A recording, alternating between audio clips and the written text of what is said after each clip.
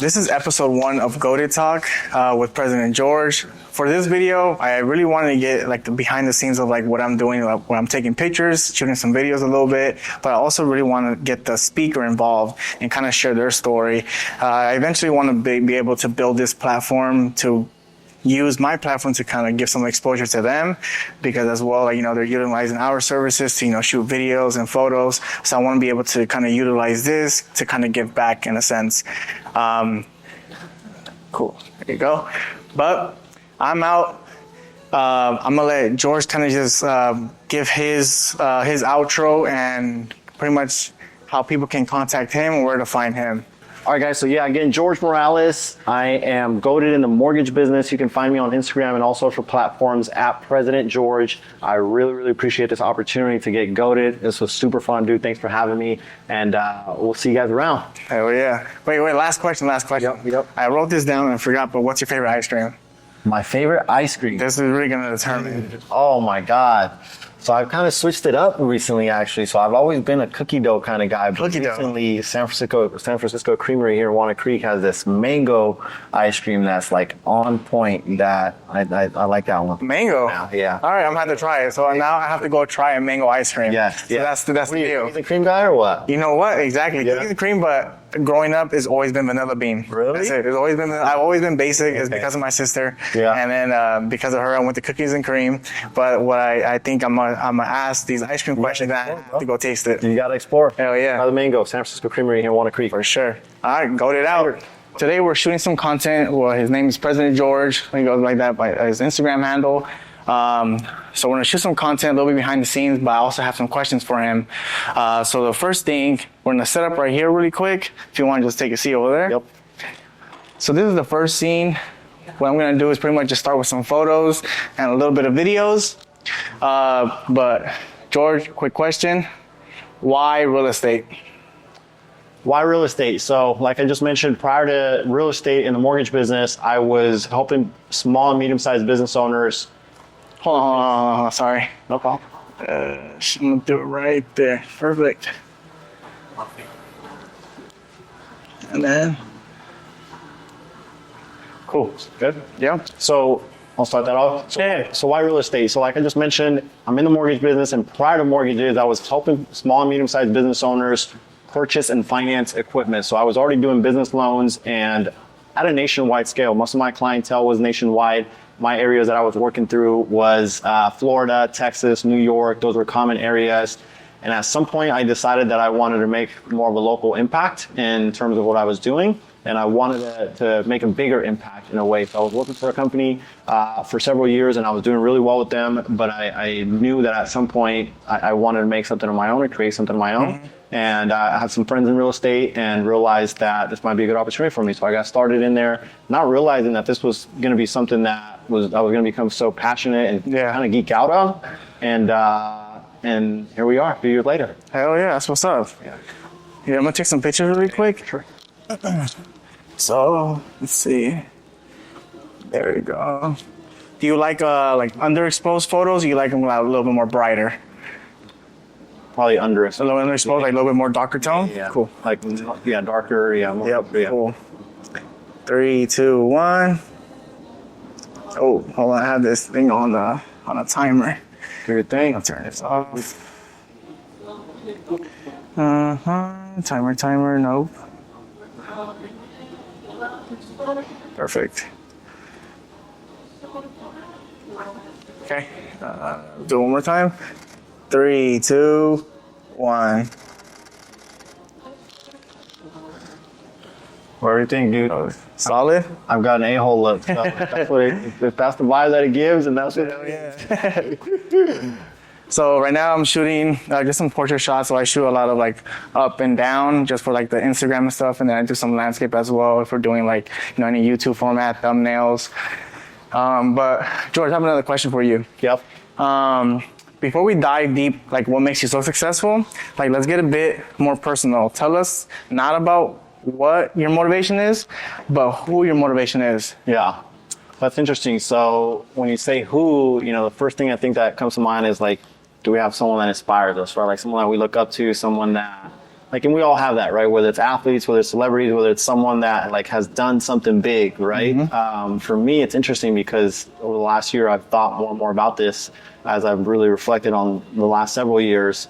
And obviously my mom, you know, motivates me because she's my mom, and there's, you know, she went through a lot to be able to go and raise me as a single mother. So anything that I do, I've realized actually, and recently, that a lot of things that I do are because of her.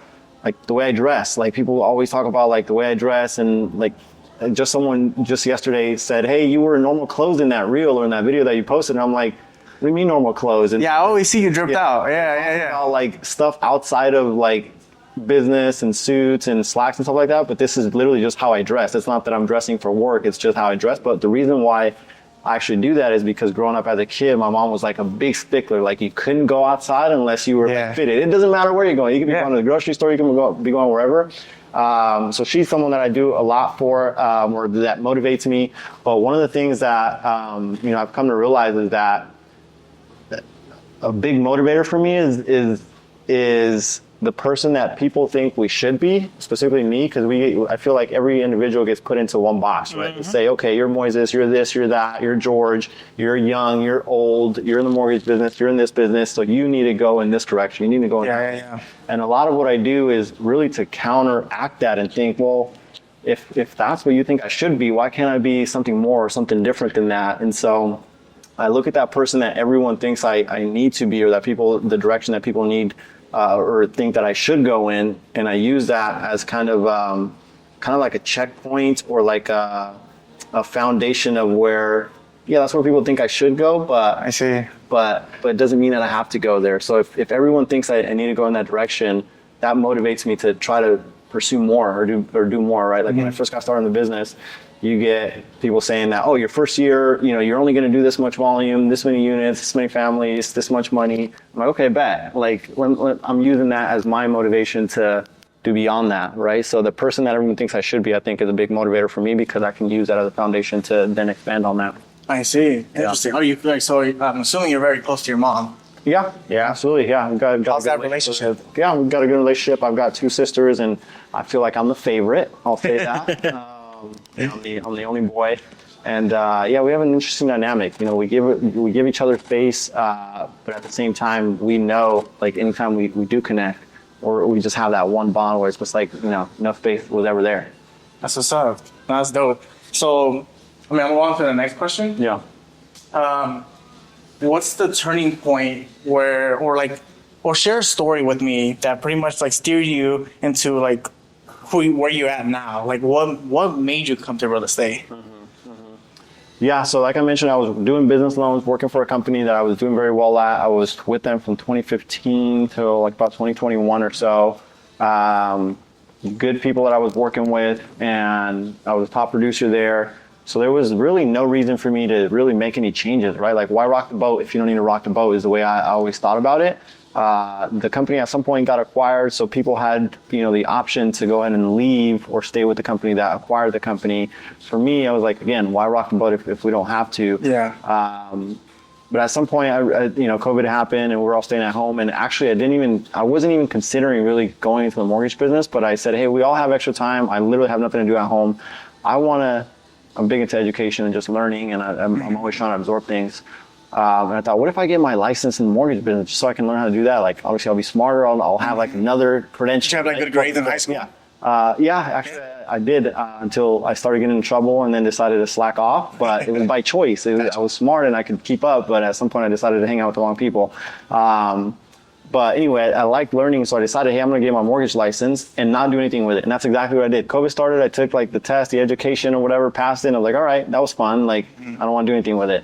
And then at some point, with the company, they were making some changes, and I had the option to at some point either move to another business lending company that I could do well with, or just completely get out of it, right? And so that's when I decided, I don't necessarily know if I want to, pursue this business a career in the business lending space anymore. I want to do something more local. And mortgage business and real estate was where I find myself. I'm gonna do like a whole fit first. Yep. 3, 2, 1. Oh, fuck, man, move my stuff. Good.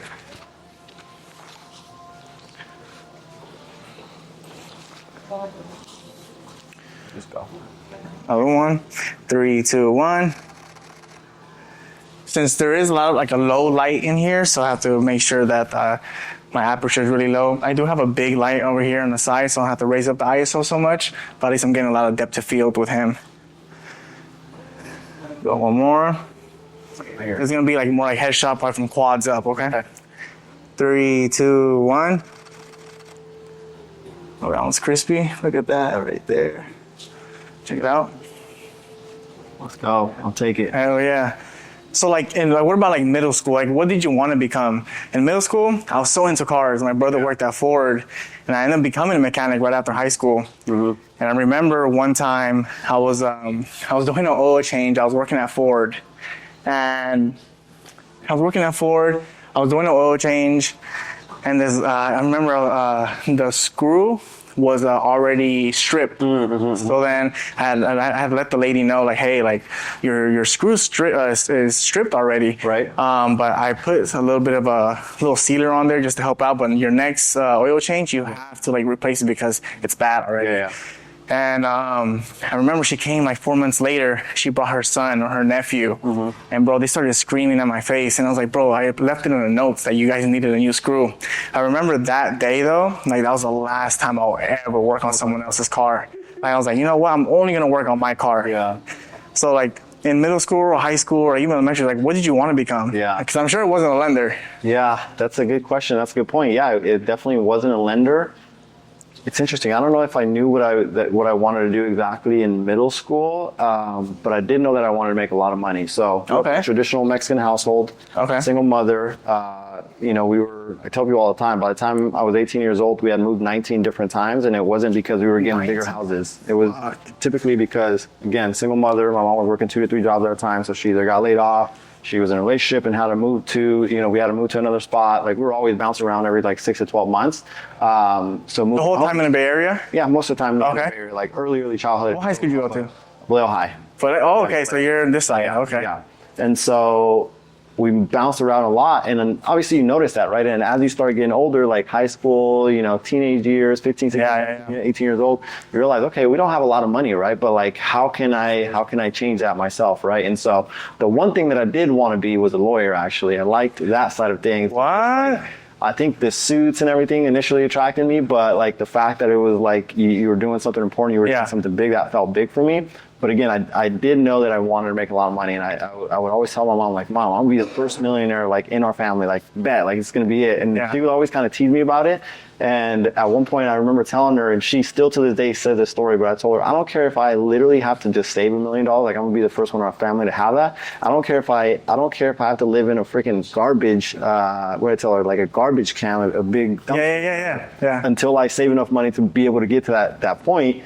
But like, it's gonna happen. And so like, she would tell that story to the family and stuff like that. But yeah, I think a lawyer for the most part was the one thing that I wanted to be. But I just knew that I wanted to make money because we didn't have it. What was your first job? My first job was doing door knocking for a political campaign. It was part-time. And this is why you're great in front of the camera. Yeah. So door knocking, part-time in Napa. I lived in Napa for a little bit. I was doing independent studies. And they had a job opening like during the summer, and that was my first job. And then at the same time, I think like a few weeks later, I got a job at Pizza Hut, and I worked there for a few months. But what were you doing at Pizza Hut? I was cutting the pizza. That's what's up. I worked at Round Table for a while. Yeah, so dude, that was one of the funnest jobs I had actually. Yeah. That pizza slice that they had at the time, like it was so fun, and I always wanted to make sure that I got like the perfect slice. Yeah, I know exactly what you're talking about. Yeah.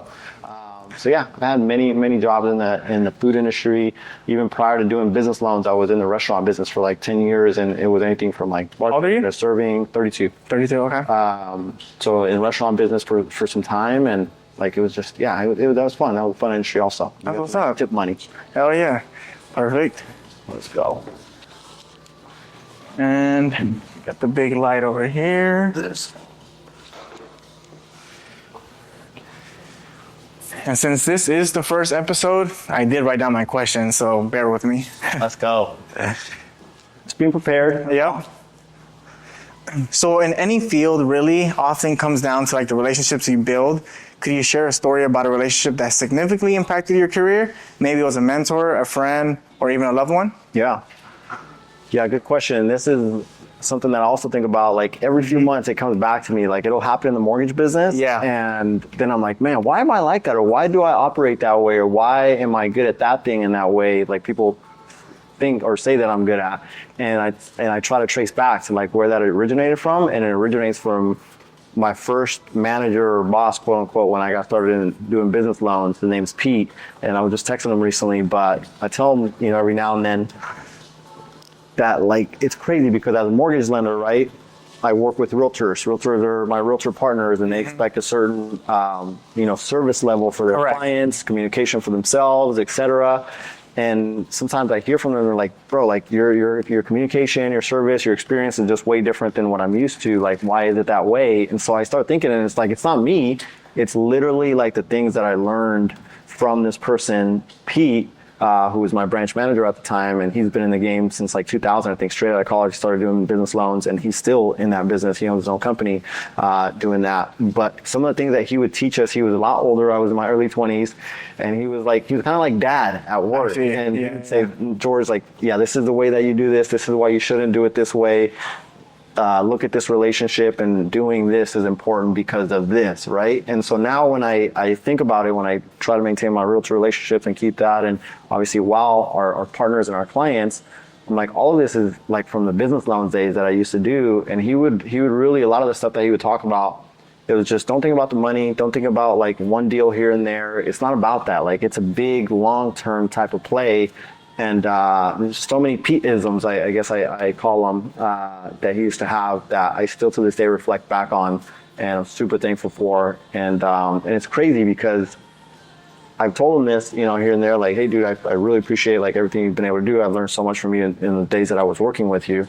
But I don't feel like I say it enough. And the reason why I say that is because I feel like a lot of the times you don't even know who's watching you. Absolutely. Right? And so that's why it's important to like always try to be the best model that you can be, a role model that you can be in your everyday life, not just when you're on camera, but like even outside of that. What are you doing to help others, to add value to others, even if you're not going to get something back in return? Because whether you know it or not, literally other people are watching, and you're influencing and making an impact on someone's life that they may not be able to tell you, or they might not tell you about. For whatever reason, maybe they're just not confident in it, and maybe every now and then they'll give you a compliment on it, or maybe they'll take that to their grave and never tell you that because of you make something better in their life. And I think he's one of those individuals, and I have many of these individuals like this in my life that I just observe and watch, and they don't even know that I'm learning from them, but I'm picking stuff up here and there, and try to implement and just become a better person myself. Hell yeah. Outside of work too, so. When did that self-awareness come in? Because I feel like you're really self-aware. Yeah. I've always been an observer. I'm more introverted. People think that I'm an extrovert, but believe it or not, like I would rather be by myself than a group of people. So I'm introverted in that way. And again, going back to one of the first things or second question I think you asked is like, who's your motivator? For me, I've always found that people get put in these boxes, right? And it's like, you're supposed to be this, you're supposed to do it that way. You know, you're supposed to follow this lane because you're young, because you're old, because you're Mexican, because you're Latino, because you speak English, you speak Spanish. This is how it should be done, right? And for me, I just noticed those things, and I didn't sit well with me, right? So I always observe how my community behaves with individuals like me versus like how other communities and cultures, and I've always been very observant of different cultures as well. So I try to observe and learn. Like I was just literally telling a branch manager friend of mine, like, bro, I keep old people like you around, like in a joking way, but I say that because I actually like having older friends because they've lived a longer life, and I like hearing their perspectives on things. Like we were talking about retirement recently, or we were talking about, you know, like money versus like going on vacation or like working too much. Like, you know, I work a lot, right? So, and people always make a comment like, bro, when do you ever stop working? And I'm like, well, like, I don't want to stop working. And then people start talking about like getting burnout and stuff like that. And I'm like, wait, am I just dumb and about to get burned out in a few years, or am I just different, right, than other people? And so I asked them, I was like, hey, you're older. Like, what are your thoughts on like someone like working way too much? Is it like a mistake that, you know, some younger person might be making, particularly in my case, or what's your opinion or your perspective on it? So I don't necessarily know when that started for me, but I am very observant, and even though I don't say anything, I'm watching, I'm listening, and I collect that data, and I tell a friend of mine that I literally just have a memory card inside my head, and I just store it for later. I might not use it right now, but like years from now, I'll come back to it and find a way to make that useful for me, you know, whether it's a good or bad thing. So. That's what's up. Hell yeah. That's some good stuff right there. I'm going to take some headshots just from this angle real quick.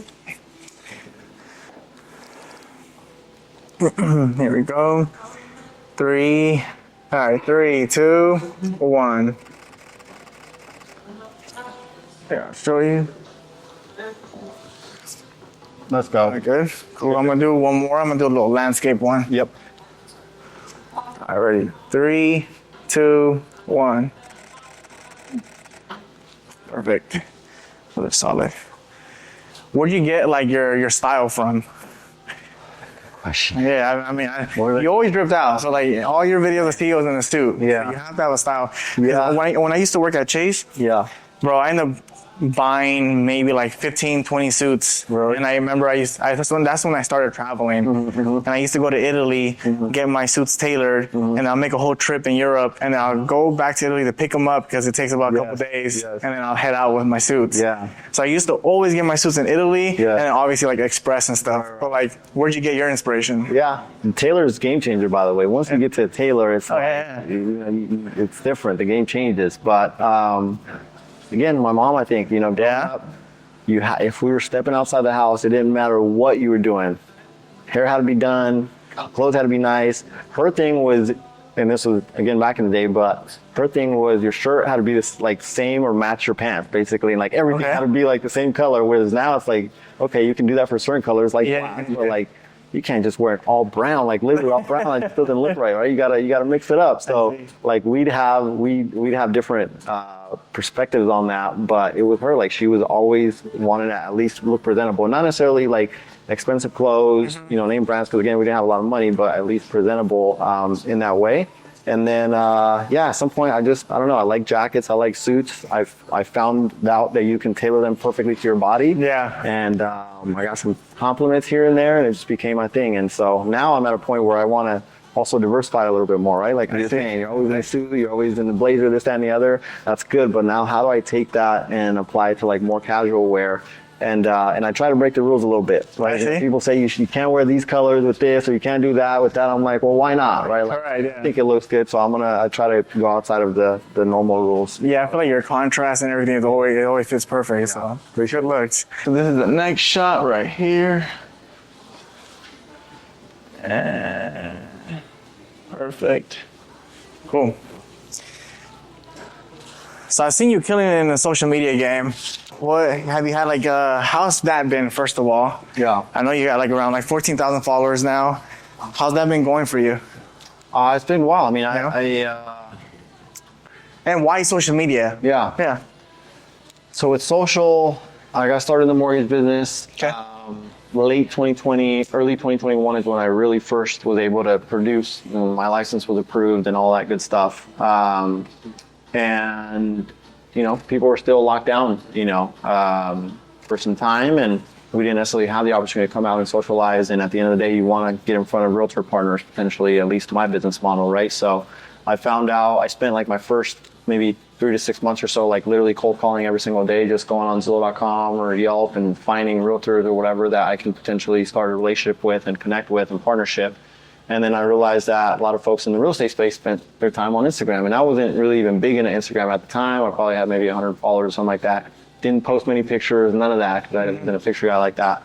But I realized that the people that I wanted to connect with, at the age group that I wanted to connect with, the people I was going to really be able to build something with, were on social. And so I started engaging with them on social. And then at some point, it got to the point where, you know, you start doing the funny TikTok or Instagram reels where you're dancing and kind of a little bit corny and cheesy. And for me, it's not my thing, right? Like, I'm not the type to like dance on a video, but I was doing it because I thought that was like the thing to do at the time. Right. So you got started with that, you know, got some trial and error. Yeah, exactly. Trial and error, got some compliments on that. Yeah. And I don't know how people gave me compliments, because again, I think they're cringy, like looking back at them now. But I made it a thing. I was like, all right, I don't even care like what kind of traction, what kind of following, what kind of clients, what kind of relationships I'm able to build. I just want to see if I can do this consistently for 1 year, like every single day. And so that's what I did. I like from early 2021 or so, I said, I'm going to post one video every single day about buying a home or the mortgage process and see where that goes. And then after 365 posts, I didn't want to stop, and I just kept going, and I did it for like 2.5, 3 years or so until I finally gave myself, you know, a day or two break. But I realized that I really just, when it comes to buying a home, I really enjoy the education process of helping or educating someone on what it really takes to buy a home. And there's a lot of misconceptions on there. So once I realized that like the funny dancing ones were my thing, but the educational things were my thing, like the education. When you started being authentic. Then yeah, exactly. That felt like me, and I was like, oh, I can do this every day, all day. Like this is easy, this is fun, right? So I started doing that, and then at some point it just kind of took off. You know, you have a few videos that do well, and I'm blessed that I've been able to really establish a ton of relationships. And I'd say none of my business comes from Instagram, but all of my business at the same time comes from Instagram. It's a weird dynamic, but most of the real estate partners that I work with right now, they're some of my best ones. The only reason why we know each other is because we started talking literally on Instagram. And even to this day, some of the new relationships that I'm establishing are because of Instagram. Or I'm at a point now where I also have consumers that reach out directly from Instagram because they see something that they found valuable or educational, and I'm able to do business with it. And at the end of the day, like for me, it's never really been about the money. It's just more so going back to what I initially said, is making a bigger local impact. And the fact that you can take a platform like Instagram and you can take a community like that and build a local community, even though it's nationwide or worldwide, you can really niche down and connect with people literally here in California or specifically the Bay Area.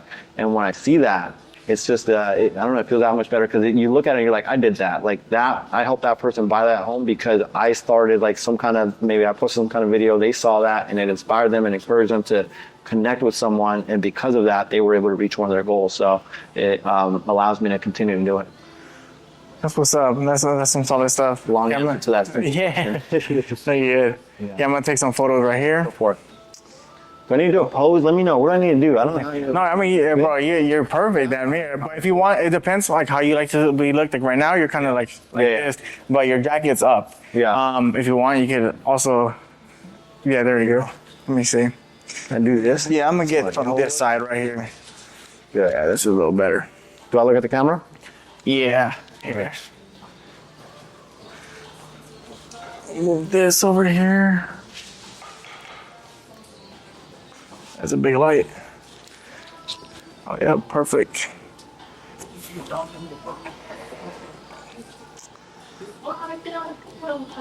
3, 2, 1. All right, one more time. Man, that's a heavy. All right, right there. 3, 2, 1. Solid, and one more time. 3, 2, 1. Hell yeah, bro. I'm telling you, you're about to be a model for Calvin Klein. Let's go.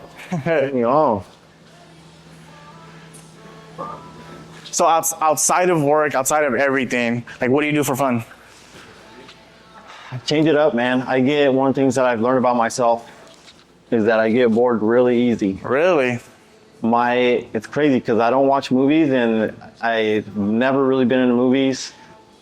And people ask like how, and I've always wondered, and until like, it's been a few years now, but I finally realized that the reason why I don't watch movies is because my mind just isn't stimulated when I'm sitting there watching a movie for 2-3 hours. Unless it's like a documentary, unless it's like some kind of type of crime where I'm learning something, and usually like history type stuff where again, it stimulates or engages my mind. It challenges me to really think through certain things. And so that's what entertains me. So I've never really been a movie guy, but I go back to saying that because I learned that it's unamused easily. I get bored really easy. And so I consistently change the things that I'm doing, but, I'm big into working out. I do jiu-jitsu here and there. Prior to jiu-jitsu, I did kickboxing. I did a little bit of self-defense, called Krav Maga. And, recently I've been doing a lot of running. I've been on a bike, as of recently. I've had a bike for a couple of years, but recently just brought it back out to help a friend of mine train for his Ironman. And so just getting outdoors, appreciating it, and getting kind of losing myself. Like one of the things that I also learned recently is that like when you go on a run or a bike ride and you're like, I'll plug in my AirPods and I listen to like an album from start to finish, and like your mind just like literally wanders and it just goes into some place different. Yeah. you recharge in a way that way, right? So yeah, I thought I would just say I'm pretty active. I do work a lot, but when I'm not working, I try to Stay active. reset by staying active and doing that, getting outside. That's what's up. What about, I mean, I don't know if you want to touch the subject, but are you married? I'm not. No. Single? Single. Yeah. Do you be going on dates? Not often. I see. Not often. How would you feel about how do you feel about relationships? Is there like a timeline for you? Yeah, I think, I don't know if there's a timeline. I think there should be one, but right now I'm at a point where I'm happy where I'm at. Yeah, okay. And there's a time commitment, obviously, and I don't know if I'm ready to make that time commitment. I see. I think is what it is, right? I mean, I could go on dates, or I could get to know someone, I could get to do this, that, and the other, but for me, I'm the type of person that it's like I already know if I'm not going to want to make that time commitment for someone, like why even start that with them, right? I see. Emotional attachments happen, and like I don't want to be that guy, right? I see. I guess that's my soft side, and maybe that's my side of like that. Maybe that stems from me growing up with a single mother and my mom, and like watching her side of things, right? Like relationships and dating. I think that's the reason why I asked, because you mentioned your mom a lot. Yeah. And obviously, yeah. So like again, I never wanted to be like she wasn't in a lot of great relationships, and I never wanted to be, the person that some of her partners were at the time. And so like they drank a lot, and that's the reason why I don't drink very often unless I'm like, real estate social events, so I try to stay, cool at those. But the reason for that is because I saw that her partners were into that and it didn't go the right way. Right. So, yeah, I mean, when it comes to dating, I feel like it takes commitment, and it takes a lot of time, and I'm not willing to make that commitment just yet, I don't think. And I also don't want to start something that I know I'm not going to be able to really finish. So.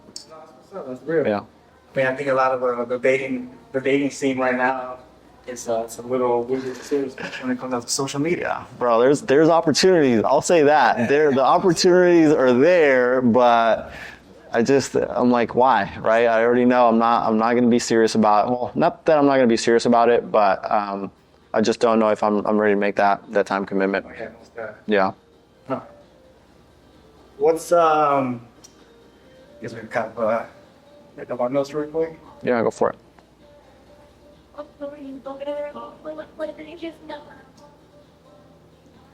lot of questions I already wrote down. Bro, who's your motivator? That's what I want to know. Man, that's crazy. Man, my motivation comes from my brother. My brother raised me. Really? Yeah. I was raised by my brother, mom and pops, same thing. We're alcoholics. Yeah. So I kind of understand where you're coming from. He took me in when I was in like second grade. But I feel like I owe him the world. That's my, in high school, like when you write about your hero. Yeah. Like my hero. So like I always tell him, like, I'm gonna take out the hood. Right. I love it. But yeah, that's what I do it for. Dude, is he a lot older than you, or just a few years? 85, so he's 11 years old. I was born in 6. Okay, 11 years older, yeah. But he owns an insurance company. He's doing well for himself. He owns an Allstate in Arizona. That's also why. So like one of my first properties that I purchased was in Arizona, and so I've seen he's out there, so they were kind of looked for me. And there's a realtor out there too. Okay. But that's how I kind of started with the whole thing. But that's who I kind of do it for. Isn't it like interesting how that can happen though? Like you grow up in a bad environment maybe, or a bad neighborhood, bad city, whatever. But then there's some people that like get attached to it, and there's some people that are like, hey, I realize that I'm in this. We're gonna get out though. Like we're gonna make it out, right? Like I think that's a beautiful thing, right? When you can think about it that way and look back and think, like I do that all the time right now. Like every morning when I wake up, I have before I like open an email, before I really start work, I write down one thing that I'm grateful for, and I write it down 5 times, right? And then I write down my goal for the year, and I write it down 5 times, and like every single morning. And after you do that for 1, 2, 3, 4, 5 days, it's whatever, right? Like it's easy. But once you're doing that for like a year or like several months, you run out of things, and you start thinking, all right, damn, well, what am I grateful for, right? Like I already said this, I already said my mom, I already said my job, my income, my this, and so you really start getting creative with like the small little things. Like I was just telling a story recently of, it was one morning I was getting ready, I just got done with jiu-jitsu, came back home, shower up, grabbing my outfit, and I'm in my closet. and I'm like picking out like whatever shirt I'm gonna wear that day, and I realize that I'm standing in a walk-in closet, and I'm like, wait a minute, I'm standing in a walk-in closet right now. I remember me watching MTV Cribs or whatever, thinking, man, when I get older, I want to have a walk-in closet. Yeah. And here I am. It's not a huge walk-in closet. It's not like, I don't live in a mansion. I'm not saying like that to say that I own big things.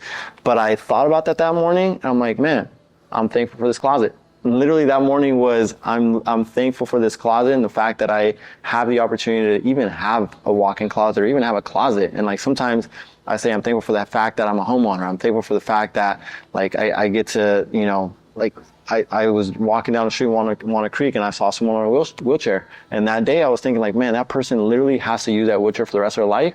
And here I am, like, if you ever roll an ankle or sprain an ankle, you realize how much you realize how inconvenient that is, right? And for that day, I was like, I'm thankful for the fact that like my body works, my joints work, and I can literally walk, right? And so when you think about it that way, coming from the background that you came from, and very similar background, sounds like it's me, like you look back and you're like, hey, maybe I'm not where I want to be, but I'm thankful I'm not where I used to be, right? Oh yeah, like, most definitely. We've come a long way. No, that's what's up, bro. I mean, sometimes, like, growing up, like, back to, like, what I was saying, like, about my brother. My brother was, like, my foundation. Like, without him, bro, I'll probably be homeless. Really? And I didn't really get to, like, graduate high school and stuff like that. Yeah. And, I had to work kind of real early. It was funny because when I was 15, I was going to court, and just adjusting this. When I was 15, I was going to court because I ended up becoming emancipated. And so, I used to get, I remember I used to get these like permission slips to go to field trips. Yeah. And I just signed it myself. And I thought it was pretty cool. But I remember like going through all that, and I remember I used to hate life. I used to hate it and for some reason, I don't know what it was, and I couldn't get out of that funk until like maybe I was like, he was like 22, 23 when I ended up forgiving. Yeah. And but the thing is, like, sometimes, like, when you look back at our stories, like, sometimes I feel like we're not supposed to be here, but we're here, right? So like, there's even more of a purpose. Yeah. And so like, I feel you, like, on a deeper connection, I do feel you, because we're not supposed to be here. Right. We're supposed to be in a different life. And that goes back to like, people put you in boxes. You do that, and maybe you put yourself in that box, or maybe it was others, right? You watch your environment and you think, because this and this happened in my life, and I'm at this stage of my life, I'm supposed to be a screw up, or I'm supposed to be this, or I'm supposed to be that. So when you actually get to this phase, again, we're not saying that we made it and that we have big things, but you look back and you're like, yeah, we ain't supposed to be here. We weren't even supposed to make it here, but we're here, right? And so that's deep. Why'd you become emancipated? Because I remember, there's like, I missed the whole point, but there was a gap. Maybe when I was like 13, 14, I ended up going through this like transition of like, I don't need nobody no more. Right. Like, you get to that teenage age, and you kind of like become a rebel, and you start going through these phases of like I know it all. Yeah. Like, I don't need you. Like, and especially when it comes down to siblings. Right. Like, you end up arguing. You have the sibling fights. And I was already driving. I already had my own stuff. I've been paying rent since 15 years old. And I remember I was like, I don't need to deal with this. I ended up just doing my own thing. And so that's the reason why I ended up getting emancipated, because I moved back to the Bay Area. I started working at Round Table, and I ended up, like, I moved up so fast. I ended up managing 3 stores at 16 years old. And that's how it kind of like everything came about. But my mom was in and out of jail during like when I was in my teens, going to like 18, and then my dad was working 3 jobs, so he couldn't even nothing. But that's pretty much the reason why I got emancipated, because there's no one that could take care of me, and I really wanted to be in the Bay Area because a lot of my friends were here, and I have a best friend. His name's Alejandro, and like me and him, we have a very similar story, but our come up has always been together. We always had the same jobs. We had each other's backs. Right. And like, I stayed at his places, and his family kind of helped me come up, but pretty much like the whole like emancipation came from all that. Right. And then I remember I have she's a teacher, but I call her like my mom, my everything. Her name was Miss Steiner. Right. And I remember she used to text me like, "Hey, don't come to school today. Like the police are here." And I was going through a process of like the emancipation process. And the school even paid for it. And the school was even giving me money for groceries and stuff. Like the school was all involved. But it was so crazy because even the school kind of had my back. Because every time the police would show up, they'll text me like, "Hey, don't come." Because if not, I'll be in a group home. Or, but yeah, they had my back. But so they knew that your situation at home. Oh yeah, they knew it like that. So obviously they had to go through some like guidelines where like they have to let them know like, oh, he didn't show up to school. Right. And there's only a certain amount of days that you're not able to show up to school because of like some like the laws or whatever, and then you end up getting dropping out. But I ended up going back and I got my diploma and stuff. But I mean, throughout that whole process, though, I mean, it was rough. I mean, you just have to just continue working. 5 a.m. till 12, 12 a.m. every single day. What school? I ended up graduating from San Andrew High. Okay. Yeah. You grew up in that area when you were like in... Yeah. I ended up a little bit Oakland, like East Oakland, in like the hundreds. I lived on 92nd. Oh, okay. Yeah. I lived in Sobrani. Yeah, so it was like inside a little community and stuff. Dude, I remember living in it for a second, like off of that 92nd, and it was like not on International, but like maybe a couple blocks down from International. Bro, that was at a time I was probably like 14, 15, where like my mom would go to work and come back from work and she'd ride the bus. Like she didn't drive. Like walk up and down like International and get off on the bus there and then walk home at night. And I'm like, dude, how? Like this can't even be safe. And we only ended up living there for like 4 months or so before like she realized, yeah, this is not safe. We should move somewhere else. And we did. And again, that goes back to like why we moved so many different times.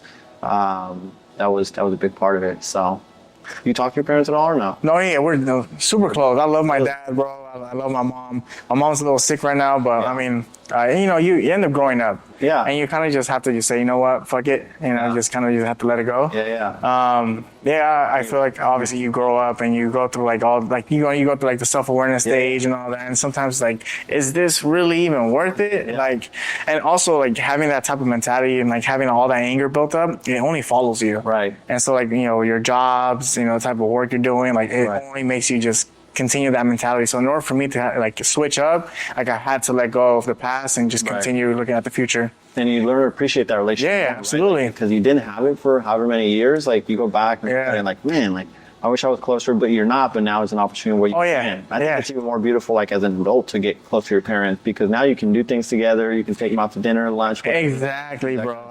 Exactly. I remember they retired. I took them to like, I think, what's that place called? Espetu's, like little steak. I remember it was like a couple of years ago. They had just sold a home in San Leandro. Yeah. But yeah, exactly. And the thing is too, like what I ended up learning too, like we are humans. Like they were going and they were learning as well. Yeah. Like, they were young. And plus I have a lot of siblings. I have 11 siblings. And just seeing them, like, they never really gone through this process. Right. As much as they probably had a lot of kids. Right. And they were still growing. Like my mom had her first kid at 14 years old. So it's kind of like, she didn't know much. Yeah, sure. And then all you have is that background of like knowledge, so then you carry that for so long, and especially like Latino parents, like they stick to that, like and they think that's the blueprint, and so I understand, like but obviously it comes from like lots of trial and error and therapy and just trying to figure it out, so I feel like everyone goes through something and you can't really just put all the blame on them. Do we have a similar story? Yeah, I moved out at 15 and I've been living on my own since 15. That's what's up. Same thing. I didn't go through like a formal process or anything like that, but I was like deuces. Like I felt like I was a grown man. I figured out how to drive. I figured out, I can make money at work. Let me get a couple jobs. Pay my own rent. And like I started out renting rooms like from people. Like exactly. That's how you do it. At some point I got my own apartment and like I don't know, like people like sometimes look back at or like will talk to me and they're like, bro, you're like an old soul, or like you're like, and the reason for that is because I grew up kind of quick, right? Like I was a teenager, like the experience, figuring out that I had to make rent, I had bills and all that, and so I never really even like had like a huge like party stage or anything like that because I was 15 and I already had to work and I already had to do that. At some point in high school, I got into drinking big time and like, not like alcoholic, but it was just, I thought it was a cool thing. So I was like, I would provide the alcohol for the whole school and stuff like that and like, have fun. Ended up getting like suspended a couple times because of that. And like you started getting into fights and whatnot. But like you fast forward to all of that and you look at some of the people that are doing this stuff or maybe at an older age and you're like, bro, like that's like high school stuff. Like you can't do that anymore. Like you grow past that, right? And I think also when you zoom out, like in the last few years, you realize like how small and petty these things are. Like sometimes even for me at work, like I'm competitive. I'm excited. I'm passionate about what I do.